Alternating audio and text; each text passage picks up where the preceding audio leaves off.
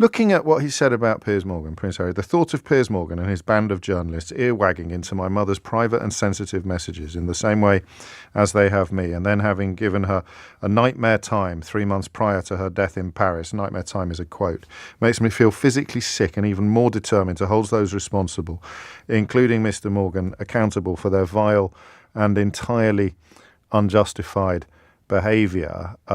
He goes on, unfortunately, as a consequence of me bringing my Mirror Group claim, both myself and my wife have been subjected to a barrage of horrific personal attacks and intimidation from Piers Morgan, who was the editor of the Daily Mirror between 1995 and 2004, presumably in retaliation and in the hope that I will back down before being able to hold him properly accountable for his unlawful activity towards both me and my mother during his editorship. Piers Morgan, of course, denies all wrongdoing, and the Mirror Group deny most of the charges against them today. I think he said recently that he was not going to take lectures on privacy invasion from the Duke of Sussex. So my information, I don't know whether this is true or not, but just to give you an idea of how it all works, and therefore how likely it is that any of this will be reported with quite the salaciousness that they reported details of Prince Harry's private life. Remember, this is happening in public.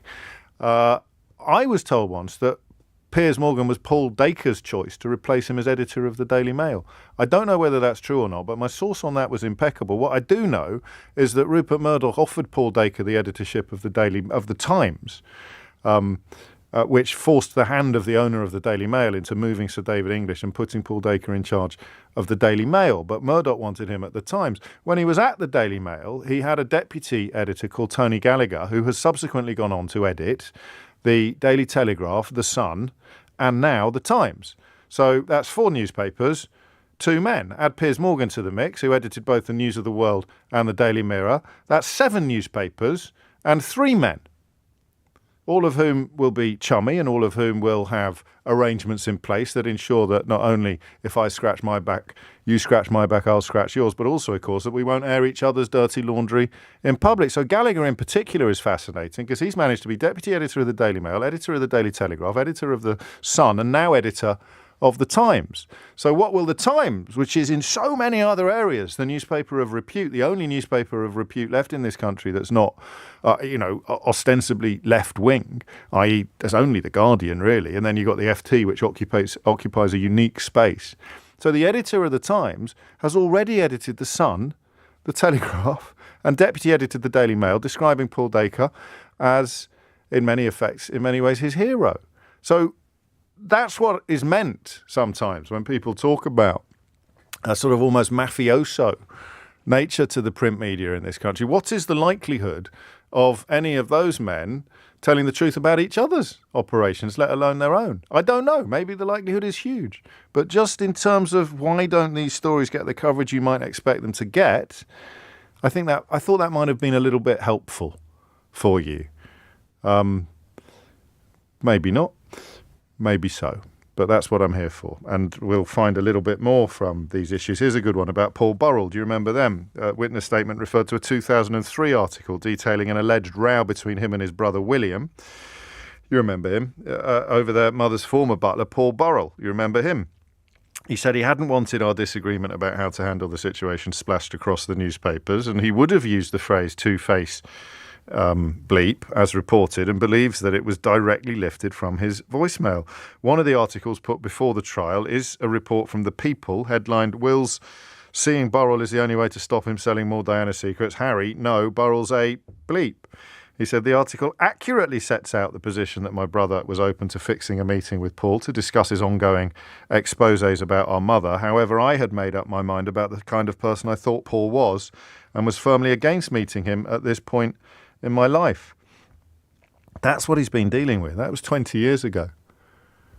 I've often expressed to you my complete, well, not bafflement, I know where it comes from, but for ordinary members of the public to have treated these two people like dirt for so long, partly because, of course, she is of mixed race, and partly because he has taken a flamethrower really to the pyramid of deference upon which this country relies. If somebody like him can refuse to, quotes, know his place, end quotes, and go along with whatever he's required to go along with, then how stupid must everybody who hates their life but thinks they have to put up with it further down the pyramid feel? You know, this cult of deference that we have in this country. I understand why the newspapers are terrified of him and attack her as if she was some sort of serial killer. And I understand that a lot of that seeps through into the general public. But 10 seconds on Twitter, and you look at this stuff, whew, and you just wonder what the hell has happened. I thought you cared about Diana, Princess of Wales. I thought she was the Princess of Hearts.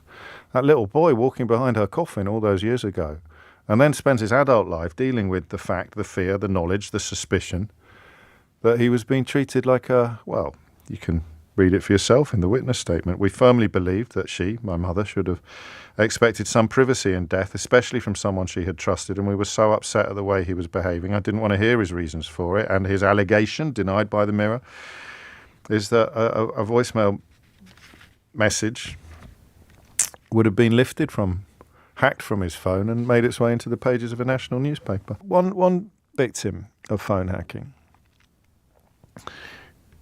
blamed a family member, blamed a sister for a really intimate story getting into the newspapers because her sister was the only person that she'd told. And it never crossed her mind that exchanges on voicemail between her and her sister had been listened to by investigators working for newspapers or by newspaper journalists. Just have a think about that for a minute. Your sister is the only person that knows you are, let's say, pregnant. Right? The only person you've told is your sister. And it turns up in a newspaper the next day. So what do you do? Who do you blame? She's the only person you've told. So you check. I mean, did you tell anyone? No, I promise, I swear, of course I didn't tell anyone. You must have told someone. How's it got into the paper? Think about the damage that could do to a relationship.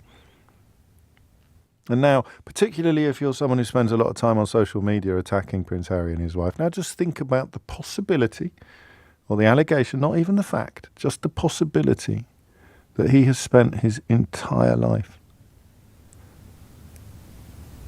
at constant risk of that sort of betrayal of trust. Prince Harry's legal battle against the Mirror Group is more than a fight for justice.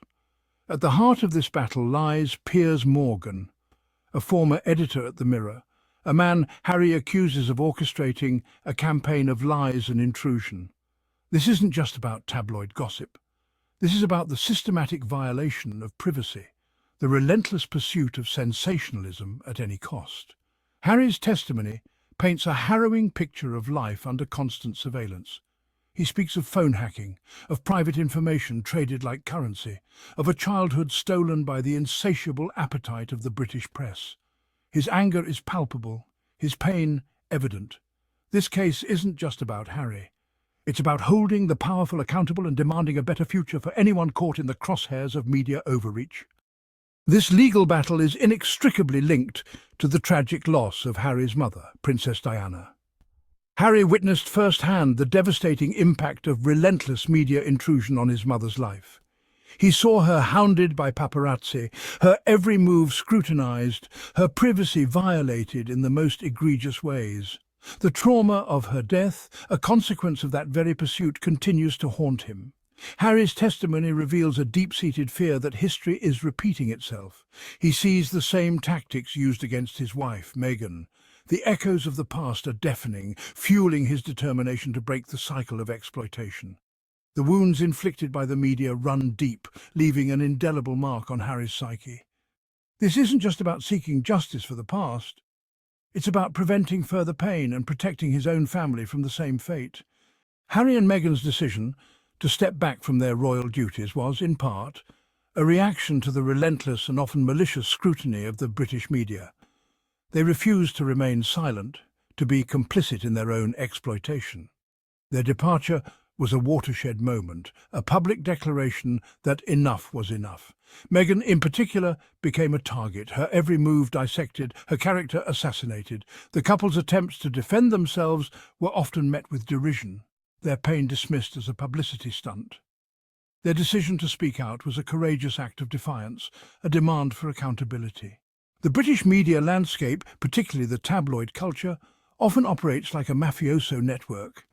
It's a world of backroom deals, of information traded for favours, of a collective silence maintained through fear and intimidation. Harry's accusations extend beyond the actions of individual journalists or editors. He points to a culture of complicity, a web of relationships that enables and rewards unethical behaviour. This culture of silence allows for the perpetuation of harmful narratives, the suppression of dissenting voices. Harry's willingness to break this silence is a threat to the established order, a challenge to the very foundation of this powerful network. One particularly poignant example of this alleged media manipulation involves a disagreement between Harry and his brother, Prince William. Harry claims that a story was planted in the press, portraying William as the peacemaker and Harry as the aggressor. This alleged manipulation, he argues, was designed to sow discord between the brothers to create a narrative that benefited the media's agenda. It reveals a willingness to exploit personal relationships, to weaponize private information for the sake of a headline. For Harry, this betrayal cuts deep. This incident is emblematic of the broader pattern of manipulation that Harry seeks to expose. Harry's pursuit of justice is deeply intertwined with his mother's legacy. He sees a direct link between the media's treatment of Diana and the experiences he and Meghan have faced. This isn't simply about seeking retribution for past wrongs, it's about honouring his mother's memory by fighting for a different future. The hypocrisy of the media is not lost on Harry. He sees the same outlets that hounded his mother now praising her memory, conveniently forgetting their role in her pain. Harry's determination stems from a desire to break free from this cycle of exploitation. Prince Harry's legal battle against the Mirror Group is a watershed moment. It's a challenge to the power dynamics that have long defined the relationship between the media and public figures. It's a fight for accountability, for transparency, for a future where privacy is valued and truth is paramount. This is not just a personal crusade.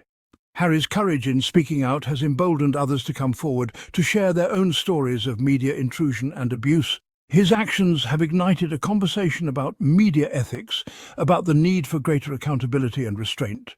Harry is fighting for his family, for his mother's legacy, and for a future where the media's power is tempered by responsibility and respect. Don't forget to like, share and subscribe for more uplifting stories.